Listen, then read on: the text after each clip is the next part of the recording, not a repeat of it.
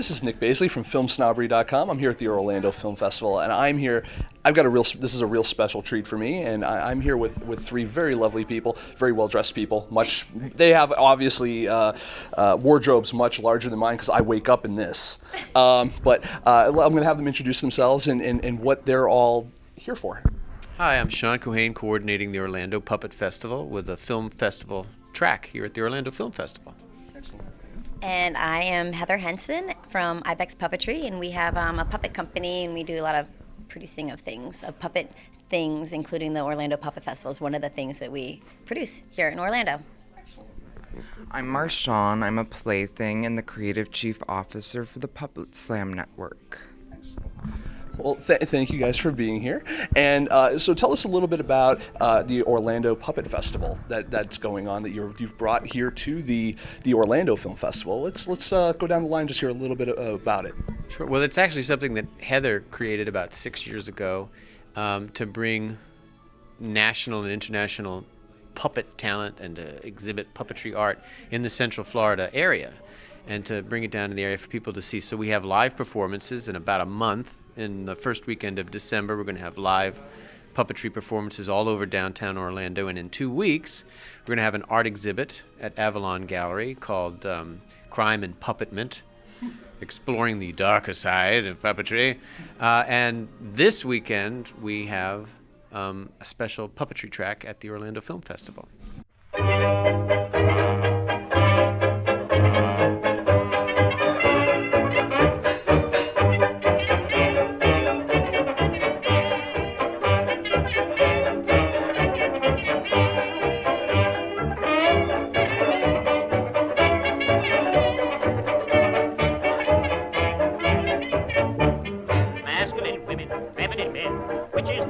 Which is the hen? It's hard to tell them apart today. And say, sister is busy learning to shave, but brother just loves his feminine way.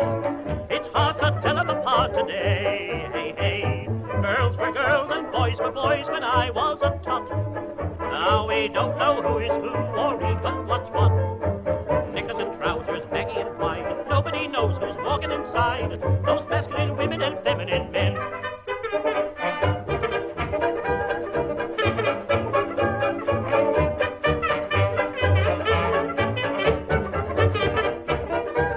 Don't smell normal. I smell like tacos.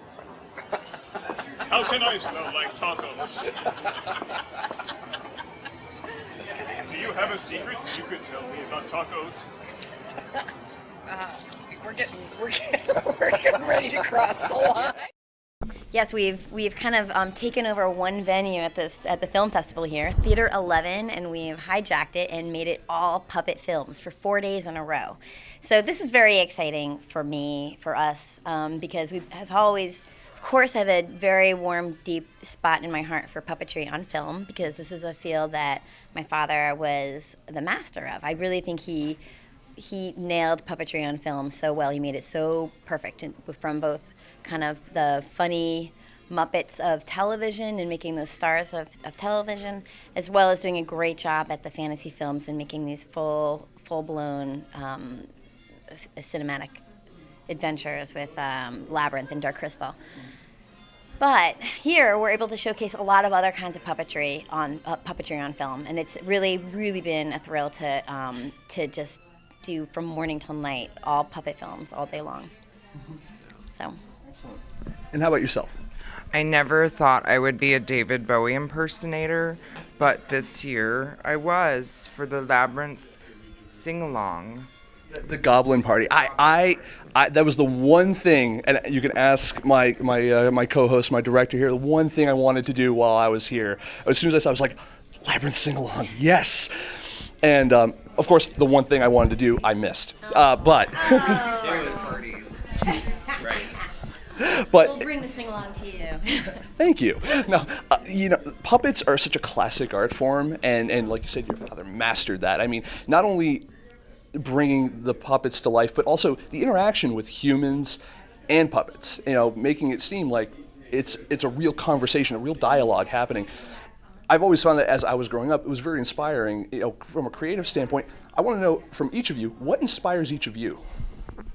Well, actually, I run a children's puppet theater up in Altamont Springs, and the reason I do that is because there are children in the audience who decades from now are going to remember that experience, or at least some creative spark has been ignited in them. When I was 5 years old, the first live theater performance I ever saw was a hand puppet show, a Punch and Judy show in a department store in a Macy's up in New York.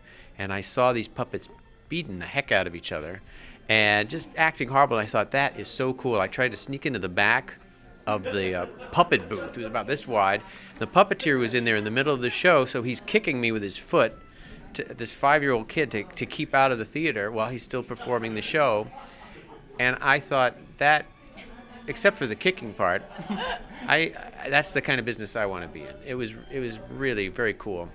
So if we can kind of change the life of a child, or make a child think there are things I can do to express myself, there's a creative world I can get into, that's what attracts me into all of it. And I loved watching all the films this weekend. Some of them are new, and some are remembered, like Heather's dad's films, how good they are.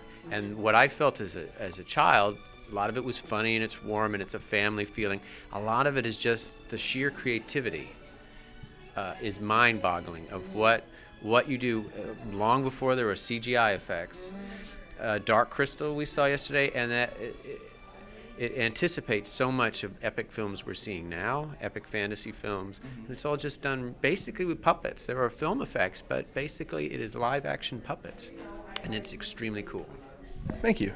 I think my inspiration comes from the creativity, and you mentioned Dark Crystal. Yeah, the creativity of those are all handcrafted materials, handcrafted puppets, and the creativity of the teams that were coming together in my father's work. It's exciting to see those shows again, and just thinking about all the production that went into it.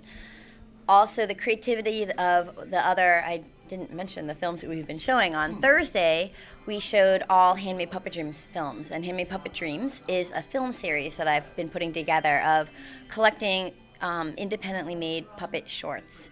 So we have, at this point, about 50 films that we have in our collections. We have about 50 short puppet films that we are screening in various collections. So all of those it's very inspiring to see those films. And these are films that are kind of accessible, and you can see the thumbprint of the artist in them. And it's really, I think it's kind of a magical experience to see these little films and being brought to life.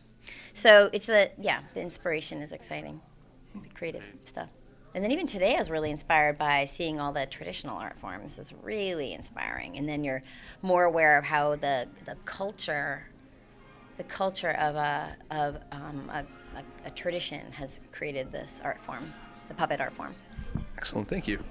I think the most important lesson we can teach future generations is to be weird, and I'm inspired by eccentric people.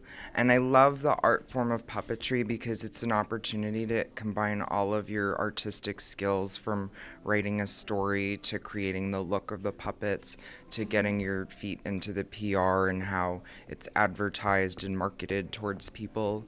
And I just think it's a wonderful outlet as an artist, from an artist standpoint.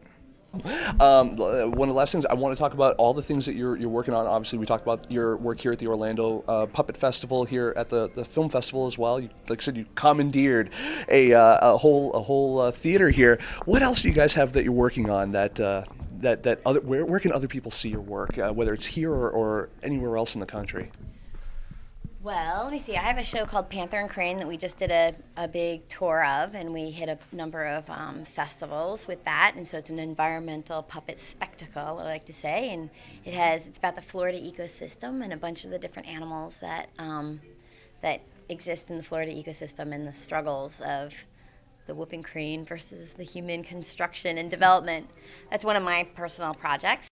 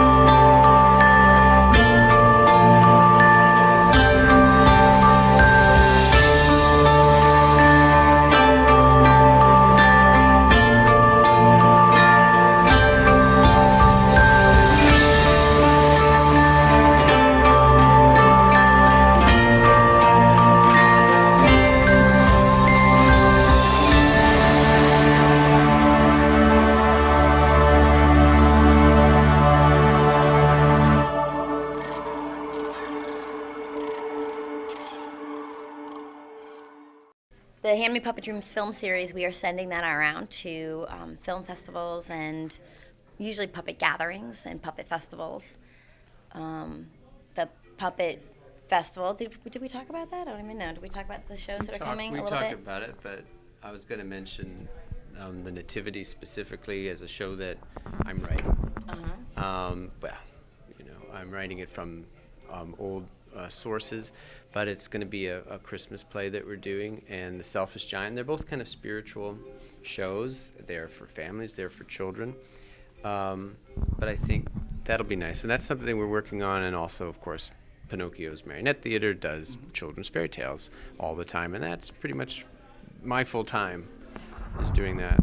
But this festival, we do it once a year, and it's been fun to bring all these different puppet companies to Orlando to get to let this Orlando audience know about these other companies, as well as giving those companies opportunities to tour to a new city. So it's a fun festival. And then we have this whole gallery aspect to it.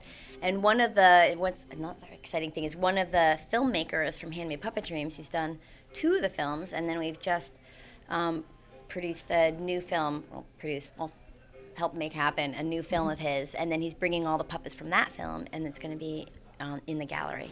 Actually, about 5 of the films that are in Handmade Puppet Dreams, the puppets from those films are going to be in the gallery in a couple of weeks. Oh, that's awesome. Kind of fun. Yeah. That's a fun thing about puppet films is that you can bring the stars of the films and put them on display permanently.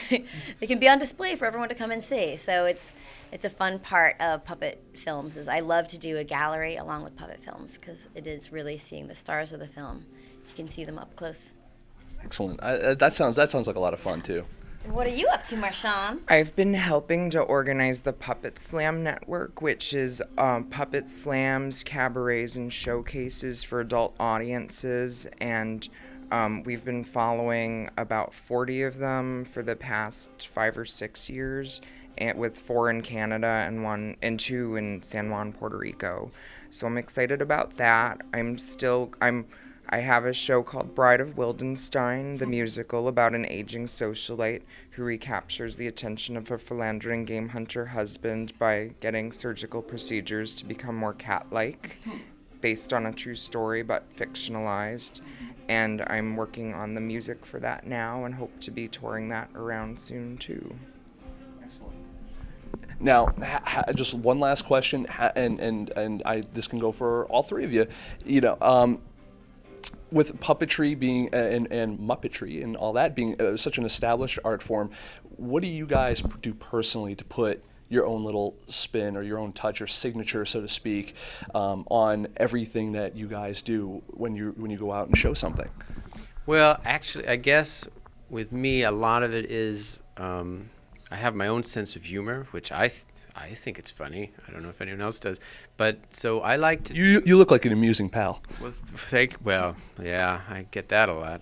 But I do. I forgot. I do traditional French Punch and Judy plays. Who does those? And I bet I do them in English. But you translated them. I translated them. Found these ancient. And then try to put my own I think they fit my personality. I hope, but try to put my own spin on that, and it's usually through a comedy of it. Yeah. How about yourself?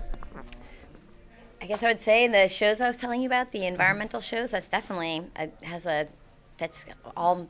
It's all you. That's all me. I mean, that's what I'm about. It's about the environment. It's about spectacle. It's about big moving things. I have a history in animation, so I've always wanted to so my shows have a lot of animation in them and movement and flowing things. So that's my spin on it is environmental spectacles. And yourself? I'm really interested in story and storytelling, and I try not to hide with the puppets. I'm a part of the shows and perform as a character in the shows, and I like to combine puppetry and drag and costumes, and I think there's a lot of similarities with suspension of disbelief. And I have a lot of opinions about the world, and I like to channel them into my shows. And I want to thank you for taking the time to talk to us here at FilmSnobbery, being at the Orlando Film Festival. OrlandoPuppetFestival.com is where we can find you, I believe? Yep. Yes, you can. Excellent. And that's from November 3rd to December 5th, correct? Yes. Right. I don't know, yes. Basically that's right. And the gallery exhibit will open November 18th at Avalon Gallery, and it will run through December 10th. And the live performances will be December 3rd through 5th, all over downtown Orlando.